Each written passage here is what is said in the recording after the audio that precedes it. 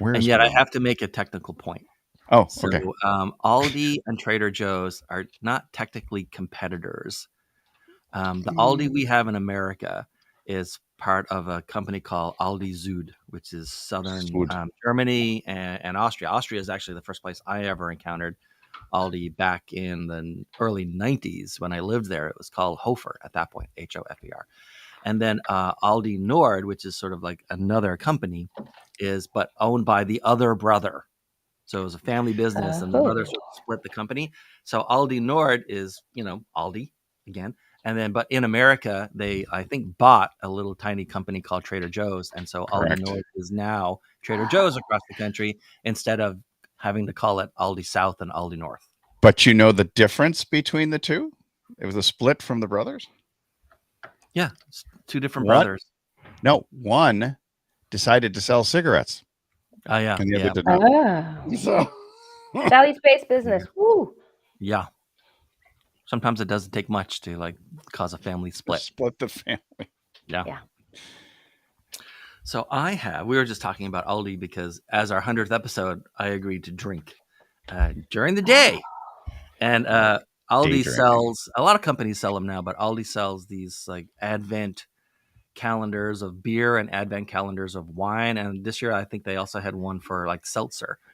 So as it happened, I have a lot of beer cans in the house, and this one every day is a different flavor, and this one is just called Scottish Ale. And they have these labels that are around. There's a plastic label on it. So probably if I could figure out how to peel this off, it would have either no label underneath it or a different label altogether.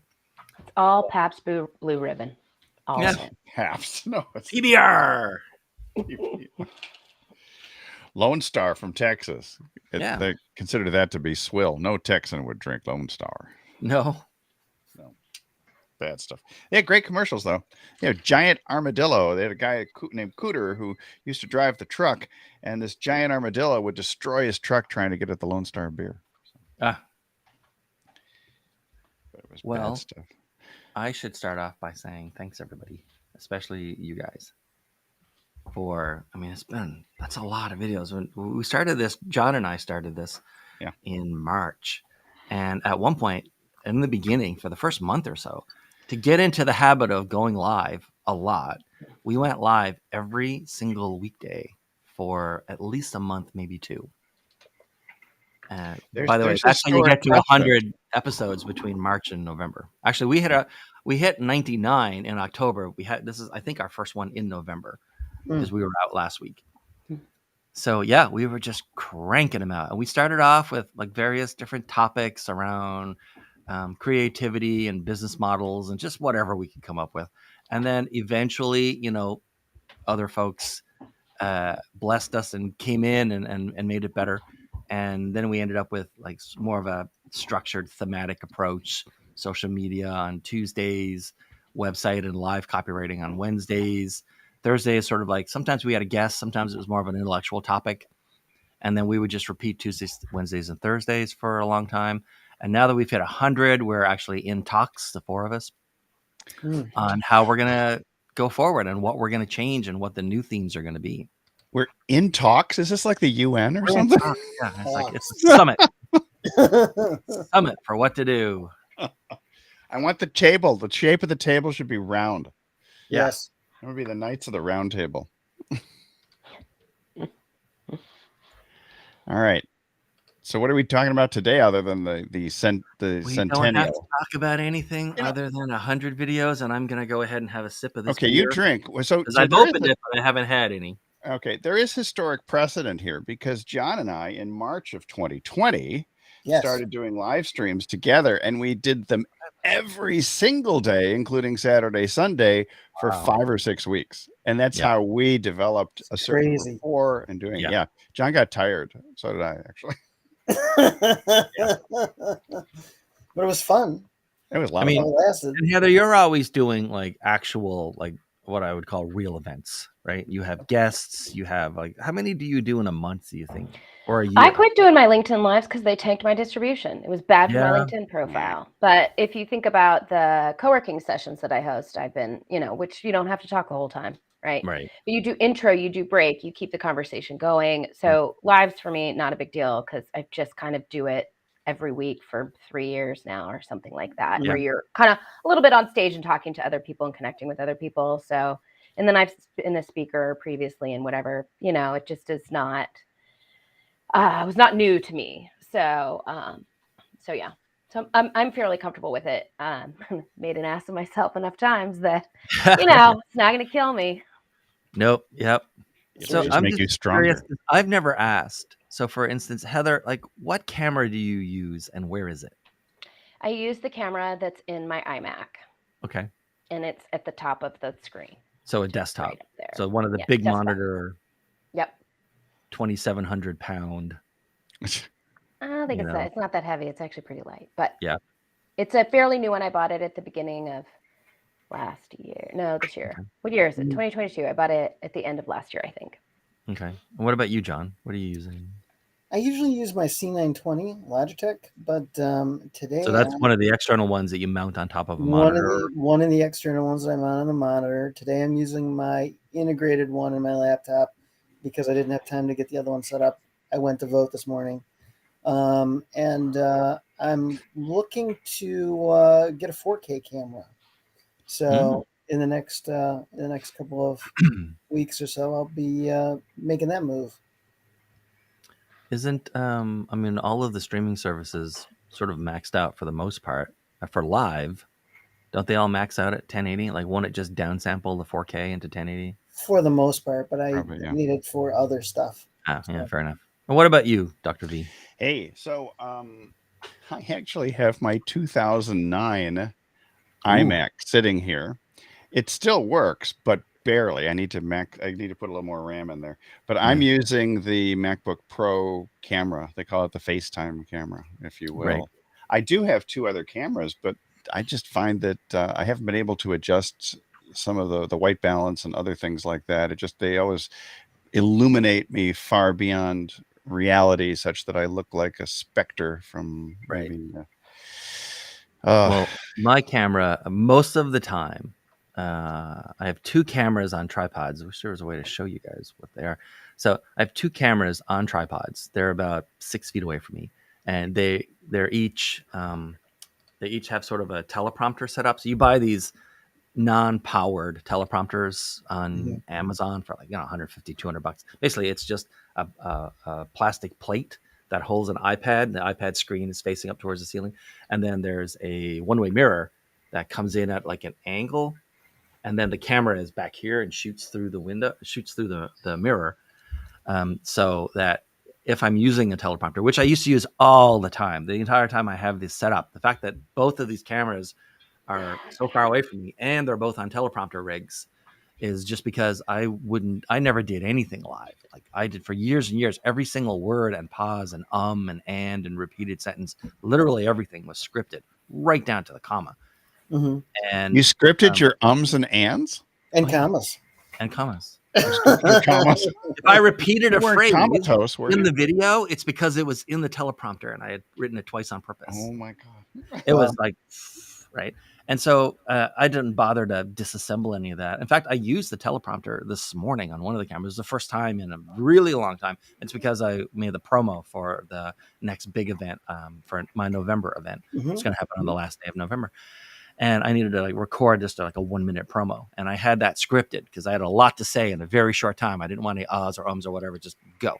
But so I have a pretty big monitor, like a 40-inch or so monitor right here, but it's out of frame. Like you can't see it when I'm set up like this. It's, really big. It takes up a big chunk of the table, but it's just a monitor. And the camera's all over here, which means that all the time that I spend like looking at you guys, I don't actually see anybody.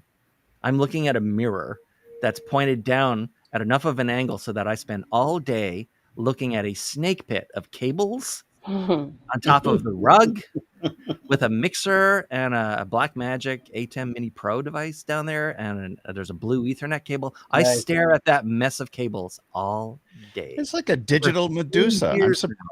I'm surprised you haven't turned to stone from that digital Medusa. No, no kidding. So in fact, I'm so accustomed to it that I have to remember once in a while to look at the screen over here. Like when I look over here, that's the screen. so that I can, see if someone's showing me something or whatever. But I look into a mirror and see nothing, not even myself, because it's angled. So I don't even see my own face. But I've often wondered. I always want to look at the camera, and I want to make sure that to the audience and to any guest, they understand that I'm paying attention. And they're like, there's nothing on this. I'm not looking at a screen. So there's literally nothing to distract me. I'm listening to what you guys say. Well, because I've always wondered, why is he looking over towards his right all the time? Are we that boring? So. And then I also have this one. You can sort of see it. I have a MacBook Pro here, which is like my secondary when I'm doing these kind of things. And sometimes I use it for sharing a screen or whatever. But no, it's an enormous monitor, but you can't see it. It's pushed just out of frame. If I moved it even a quarter of an inch, you would see the white trim of the bezel on it. Ooh. And that's my setup. And once it was like dialed in, I never change it. Right. I come down here and I've got it all hooked up to like an Alexa type device, the one that Google makes. And I just tell Google to turn on like my studio, and all the lights and cameras and everything, they all come up in order. And then when I walk away from here, as I walk, I say like, okay, Google, and then like turn it off, and it all like gets powered down. So I don't have to touch anything, which for me is kind of the way it needs to be, because it needs to be super easy, because I do it so often. And so I can like be live streaming within a minute. But even before I get down the stairs, because this is like a basement studio, there's no natural air here. So just as I'm coming down the stairs, I'll tell Google, start turning everything on. And then I sit down here and I just like click 2 things and I'm on. That's great in terms of automation. Hey, speaking of other things, does this Restream thing default always to making you the big head? No, well, it has been lately, right? It shouldn't. It should do that. Here we are. For whatever reason, it never seems to remember the set. I keep setting it to this. It never remembers the setting afterwards. I apologize for that. I see. No problem. It seemed like there were different settings and phenomena that occurred. So yeah, I don't know why it used to remember whatever setting we used last, and now it doesn't anymore. Restream's been an interesting experience this year. Hey, are we fix some problems? Okay, but are we broadcasting on the platform of which we shall not speak? Yes. Okay. Just curious. Yes, we are live on LinkedIn right now, and YouTube and Facebook. Me. And here's the thing, though. This is so silly, right? Because LinkedIn is very Fight Clubby about stuff, and you're not allowed to talk about LinkedIn on LinkedIn. That means that my November 30th event, where I talk about the whole system and prospecting process that I have, which reaches out to people on LinkedIn, and it gives away stuff and invites people to stuff. I actually can't do, and I'm not doing that event on LinkedIn. Oh, that's a good one. It's being streamed on YouTube to tell people how to use LinkedIn to help find, during this multi-step process, how to find prospects and get people on your calendar and ultimately sign clients. Smart move. So I can't do it on LinkedIn, even though a lot of it is about LinkedIn. It's the one thing I love about YouTube is they're relatively agnostic. You can talk about anything. Anything. Yeah. So it does seem silly. Like, I actually have a LinkedIn event, so you can go and register for the event, but on the day you'll actually go to YouTube to watch it live. Right. Yeah, I've done that before. Put the YouTube link in there and send people. I'll put the YouTube link in at the last minute, because I never liked it when people would invite me to an event. You get these invitations, come see our LinkedIn Live event, blah, blah. It's not actually LinkedIn Live. And then there's like a Zoom link, and you have to click on the Zoom link. That takes you out to another page, and then you have to register again. Yep. And then it's like already like 4 minutes past the hour, and you're like, I'm going to give this 1 minute. And if it's not amazing, I'm out. I'm already behind, right? So at least like getting everything recorded. I want the recorded version afterwards so that I can watch it in 2x speed. It's the visual 2x is great. Great time saver. They all offer that now, right? Don't they? I don't know if LinkedIn lets you watch the replay at a different speed than just normal. YouTube does. I think they want you to linger there forever. Yes. You can watch it at 2x speed, I'm pretty sure, once it's on LinkedIn. recorded. You can definitely do it on LinkedIn. I mean, on YouTube. So I think you can do it on LinkedIn as well. I'm remembering correctly. And you can definitely do it on Facebook. That prospecting process, I mean, granted, it took me a long time to dial that in and to stumble on some of it, but that has been nuts. And I want to thank you guys again, especially Dr. V, Heather for promoting it, and Dr. V and John for the September one, especially. I'm still dining off the September one. You're dining off of September. I sign a new client since the day after we did the workshop, the positioning workshop. I signed a new client every 4 days. Wow. Not 4 business days. Every 4 calendar days. I've signed a new client. And the way that my business is set up, clients pay and then I do the work, which means I'm getting paid every 4 days and then doing work for people. How awesome is that? This whole process has been nuts. Good for you. Yeah. I couldn't be more excited for you. Honestly. It's great when you especially Heather and I talked about this because one of the social media days is that it's like I finally found a way to use social media that worked for me because I kept trying all these different things and none of it worked. Right. And Heather would point out every time Heather would point out someone who was doing really well. I'm like, what the hell? What about me? What am I doing wrong here? Why is this not clicking with me? But social media, a platform is kind of like a map, and you can come into it from just about any direction. You certainly can, and you have to find your direction that works for you. And once I found that, it's like, man, it's and works for the people that you want to connect with, right? Yeah, yeah. And when you look at it in hindsight, it makes perfect sense that this would be the direction you would go. Right. So, you want to start with your strength. I call it your content power zone. What's the way you're meant to communicate with the world? Start there. You can always chop that up and repurpose it and whatever. Yeah. But if you're a thought leader, then it's got to come from you genuinely, and it should come in the way that you want to communicate it. And then if people want to hear it differently or whatever, then you upload it to Descript and have a blog article written and take it from there. Right. But your own voice should come through your own voice. Yeah. Well, I don't know if I'm a thought leader or even thoughtful, but I have a lot of thoughts, and I have no problem giving them away. You're full of Scottish ale right now. Yeah. Nice. That's so weird. It's interesting. I was just reading something about LinkedIn and said the reason that they give. We're not supposed to talk about that. Oh, sorry. Right. Anyway, the reason that a platform gives for not allowing recorded video is to maintain trust with your followers. We discourage streaming pre-recorded content. Yeah. You don't want to break trust. Well, I don't know. I mean, I think that's crap. If you did a really good job of it, right, and you wanted to script it and whatever, why not restream pre-recorded content? Is it providing value? And who are you to tell me what provides value to my folks? Right. So I think Netflix streams pre-recorded content. They definitely do. And the funny thing is, I think what might be affecting that is in the early years of webinars, a lot of people did their webinars live and then went to pre-recorded, but they didn't say that these webinars are now pre-recorded, and people got angry. Yeah, they used to simulate the chat and all this. So I think that's where that stems from. Yeah, that makes sense. Yep. To be honest, I don't even know what the guidelines or terms of service for YouTube streaming are. It's pretty much a free-for-all. Just make sure, if it's meant for kids, you say so, and if it's not meant for kids, say it's not meant for kids. I mean, that's about it. This is not for kids, and only because I might inadvertently swear, and I don't want to swear. And you don't play music. As long as the music thing is it catches that in a hurry. Yeah, I mean, YouTube will catch copyrighted music. Facebook doesn't seem to care, and LinkedIn doesn't seem to care. Instagram, TikTok definitely doesn't care.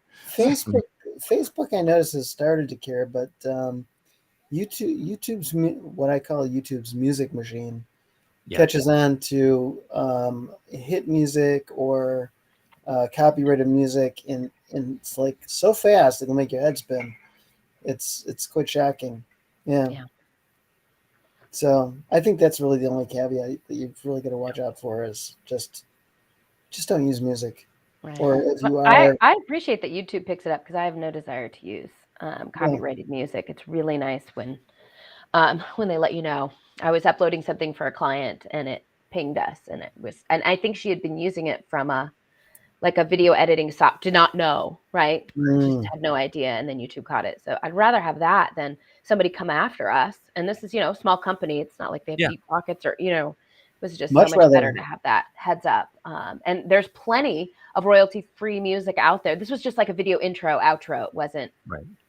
The world's I do find that royalty-free sometimes does get caught if you go over X number of seconds, because that happened to us a couple of times.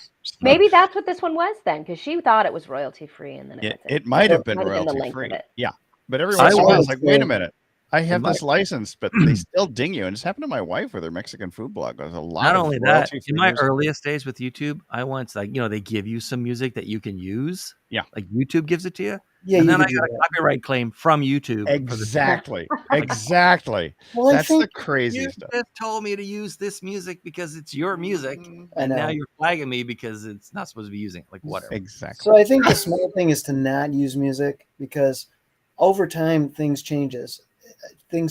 If you remember, John, how am I going to have my snappy intros and outros without the music? You can do it. I think if they're you can still make it if they're 15 seconds or less, I've noticed it doesn't matter. But if you go for like 3 minutes, we had a 2-minute intro one time. That won't matter. Wow. Yes. It's 2-minute intro is a long intro. It's kind of like the old days of photos. Yeah. You would put photos up on your website, or you'd put photos up in different places.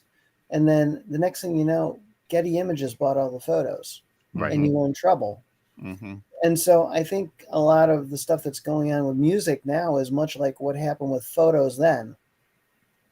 And so it's best, I think, unless you're using really short snippets, or you had somebody create original music for you, in a lot of cases, I think it's best to just avoid music. Yeah. I mean, to me, this is an opportunity to give a shout out to the company I use, which is Epidemic Sound. Like I have no sponsors of any kind. I'm not to be confused with Pandemic Sound. Epidemic Sound has been fantastic. Pandemic. And then like whitelisting to make sure you never get a copyright claim has been dead simple. So what does that sound like? Pandemic Sound. Pandemic Sound is a little more viral. So oh my goodness. It reduces your reach. It definitely reduces your reach to at least 6 feet or more. Yeah. So social media. But that's my take on what's going on with music right now. So, I mean, I actually have considered commissioning something from my distant cousin in Germany, Ingo Vogelmann, who is he's a music producer, composer, and DJ. And but that, I mean, I don't even know if you got something commissioned, if they would freak out about that too. I had the same thing. I had a lot of, I live in the Boston area, so I mean, I've got a lot of friends who went to school at Berkeley. They love making School of Music all the time, and it's really no big deal. And easy enough to ask one of them, hey, would you mind doing this or that for me, or cut me some music snips, and they're happy to do it in a lot of cases. Just hum a few bars. No big deal to them at all. But well, regardless, my November 30th event will not be on LinkedIn, because it has to talk about LinkedIn and how we reach out to people on LinkedIn. It is essential. So I can't. It's nice knowing you, LinkedIn. It was nice knowing you. See you. Back in December, but that is, of course, and Heather knows this too. This is one of the things we're thinking about, is to just stop using LinkedIn Live. Yeah. Because it does tank like reach and distribution. For whatever reason, you're punished. Yeah, unless for using use it from within LinkedIn. Unless you're going to use like the LinkedIn or the app. stream keys. Yeah. Is that what it was? I needed to use the LinkedIn app. Or the stream key and use. I used the stream key. Something connects. Oh. I used Zoom with my stream key from Restream. Yep. Okay. And it was crap. Yep. I mean, the distribution. It would be one thing if the LinkedIn Lives and their distribution was crap, but all the rest of my posts started to suffer as well. It just was such a discouragement to continue to use the platform. So I think it might be different. I have a small following, so it might be different if you have a larger following and you could maybe hit some critical mass or something like that. Might be a different experience. So I don't know that my experience is the same as everyone, but I would tell people who have a smaller following to watch your numbers, use it cautiously. I still haven't gotten back to where I was. I'm pretty close, but still haven't gotten back. And when was I doing that? Like spring or something? Like 6 months later? So. You have been punished. I have been punished. Yes. And it's not like there's anyone to complain to. But yeah, that's true. Right. Well, exactly. But for sure, stream key in that API. There's a great warning sign that is hovering over the platform support page, of which we do not speak. And it says, due to high volume, it may take you a longer time than usual to reach support. Yeah. Everybody put that message up during COVID and nobody's taken it down. Exactly. No. And that's on purpose because nobody wants to talk to anybody anymore. Well, we'd like to talk to you and Dean. Well, thank you. I appreciate Heather, it. Yeah. Some of us like to support. chat. We're our own little support. But generally, it's just people just aren't as supportive as they it costs used money. to. It costs money to talk to people. It does cost money. Yeah. And as consumers, sometimes we are not on our best behavior when we are over the phone and ticked off. So no, it's not exactly the job position with the highest satisfaction of taking angry people's calls. So have you been watching me, Heather? Are you really a customer? Yeah, and are you a customer? Do you have a camera somewhere on there? I know that Heather, you would know the number for this. Like, what percentage of people? I'm curious about what percentage of people who have a LinkedIn account pay LinkedIn anything in any way. But I don't, and I'm sure you probably don't know that number either. But what percentage of people on LinkedIn actually create content? 4 or 5%, according to Richard Vanderblom's latest report that he released. Okay. I think it's gone up a little bit, but I think it's like 4 or 5%. Wow, that's 45%. 4% out of 780 million people is a lot of people, but still, it's not very many people. I would imagine TikTok's like around 1.5% or something. YouTube, it's very interesting because almost all the people who ever troll you are the ones who have 0 bits of content on their. I saw this morning in a report that YouTube is has its own, just like Facebook or just like Instagram copied Snapchat, YouTube is copying TikTok. They had 1.5 billion people viewed a YouTube short last month. Yeah, that's why I'm getting my greatest reach now, YouTube Shorts. Yeah. So go long on Shorts. That's my advice. Yes. That's our game plan. Yeah. Long on shorts. Don't short the shorts. I'm not sure I still say it depends on the message you're communicating and what you're selling to. Yeah. I mean, I'm telling you, they're likes and views is not necessarily doing good business. That's true, but nevertheless, omnipresence is a great present from the, and consistency digital universe is key. Yeah. So it does certainly seem to help. And I will tell you farm a lot of land, or you can drill an oil well. Neither one's better than the other, but it's a different approach, and usually one excludes the other. Well, if you do sponsored posts or sponsored videos, brands definitely look at numbers. So the vanity metrics aren't necessarily vanity. In that case, they're actually putting food on your table. So depends on the purpose. If broader distribution is your purpose, then impressions is not a vanity metric. It's key. But why do you want broader distribution in order to get what's the next thing? Get eyeballs to your website where the ad revenue comes. Right, and then really your KPI comes out of Google Analytics or how many visits you got from the social platform. So, but there are cases where the definition of a vanity metric depends on your business, 100%. Right. So. But as we all know, based on cosmetic surgery, vanity sells. It does. Well, we're coming up on our half-hour mark of our 100th episode or 101st episode. So I just want to say thanks again to all of you for helping me out and coming on here and talking week after week after week. And when we come back in a week or two, it'll be different formats and different topics and a different goal all around, right? Mm-hmm. The next goal is audience building as opposed to catalog creation and getting good at being live online and all that kind of stuff. We'll be in talks. Yeah, we'll have talks. We're in talks now. In talks now. We're in talks at the negotiating table. About the next step of taking over the world. Yep. World domination. All right, folks. Have fun at Google Public together. And thank you, Dean, for inviting me along for the ride. It's been great. Fun. I'm looking forward to what's next. Yes. Go Bills. Thanks for asking me to get started, Dean. All right.